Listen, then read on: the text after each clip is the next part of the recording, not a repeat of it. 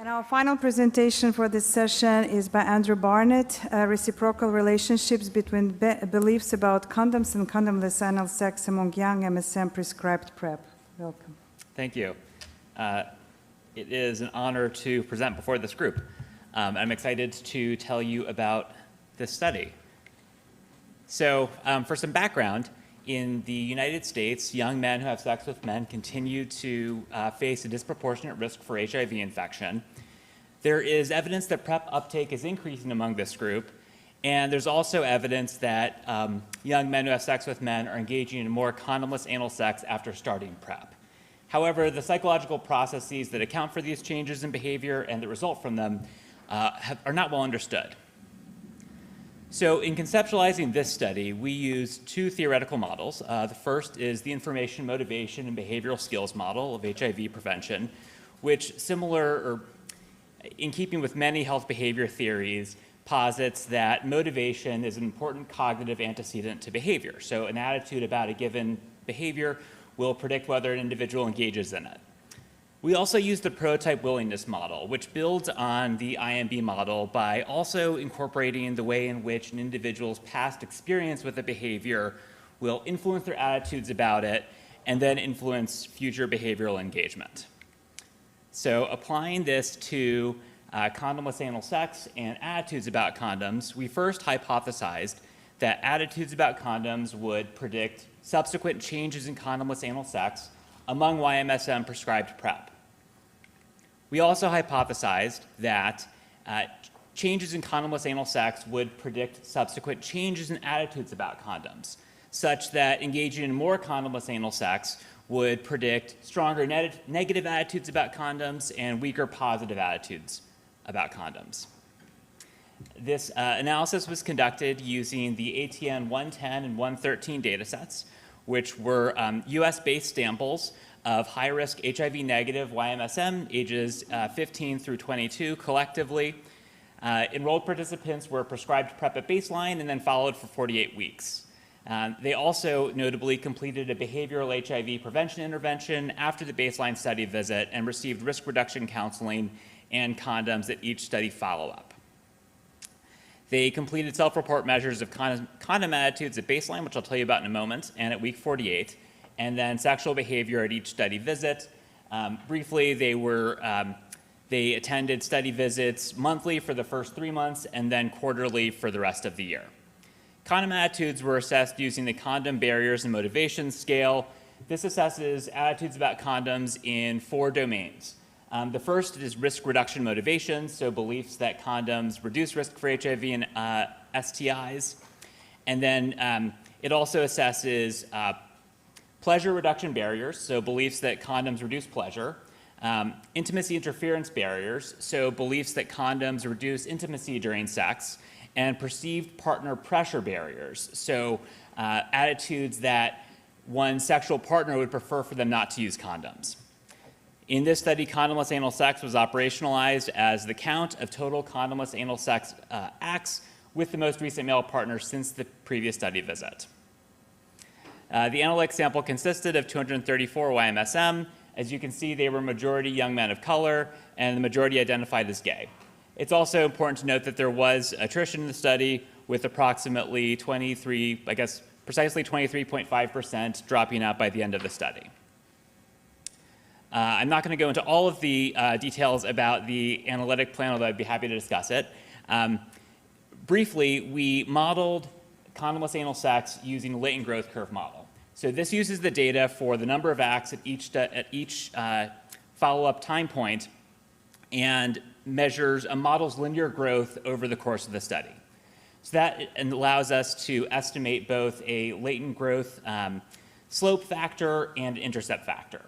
So the slope factor represents the rate of change in condomless anal sex over the course of the study, and the slope represents the starting point, which in this model represents the number of acts at the first follow-up visit. We included demographic covariates as well as baseline condomless anal sex, and we also inspected the data for evidence of inconsistent or implausible reports. The confirmatory factor analysis indicated good model fit for 3 of the 4 condom attitudes domains. For the risk reduction subscale, there was a problem with one item, and so we dropped that item and then entered the mean of the remaining 2 items as a measured variable. This is a graph of the comparing the latent growth curve measurement model with the sample means. So what this is showing you is the model estimated means for latent growth over the course of the study, and then the actual sample means. What we're looking for here is that there don't appear to be major discrepancies in the 2 lines. You can see there are some discrepancies, but overall the graph indicates good model fit. And so this enabled us to test our hypotheses. In addition, it's important to note that in the measurement model stage, there was evidence of between subject differences in the intercept and slope count, intercept and slope factors for the count of condomless anal sex. So this means that there were systematic differences between participants in where they started in terms of the amount of condomless anal sex they were reporting, and also their rate of change over the course of the year. So this figure, which is somewhat busy, is reporting the most important one. It's reporting the results of the hypotheses tests. And what I want you to focus on are the highlighted red arrows. So on the left side of the figure, what you can see here is that beliefs that condoms reduce pleasure at baseline were positively associated and significantly associated with this, the count slope factor. So that means that having stronger beliefs that condoms reduce pleasure were associated with a greater rate of change in condomless anal sex over the course of the 48 weeks. You can also see that stronger beliefs that condoms interfere with intimacy were associated with the count intercept. So again, in this model, what that represents is the number of condomless anal sex acts reported at the first follow-up. Now, since we controlled for baseline condomless anal sex, that is also reflecting change just in that first follow-up period. On the right side of the figure, you can see the relationships between the rate of change and then attitudes about condoms at week 48. And as you can see, a greater rate of change in condomless anal sex over the course of the 48 weeks was associated with stronger beliefs that condoms reduce pleasure, stronger beliefs that condoms interfere with intimacy, and stronger beliefs that a partner would not prefer to use condoms. So taken together, there's evidence of a reciprocal and mutually reinforcing relationship, specifically between beliefs that condoms reduce pleasure and condomless anal sex. So more simply, it means that for young men who believe that condoms reduce pleasure, they engaged in more condomless anal sex, and then after having engaged in more condomless anal sex, they had even stronger beliefs that condoms reduce pleasure, which would be expected to predict even greater increases in condomless anal sex.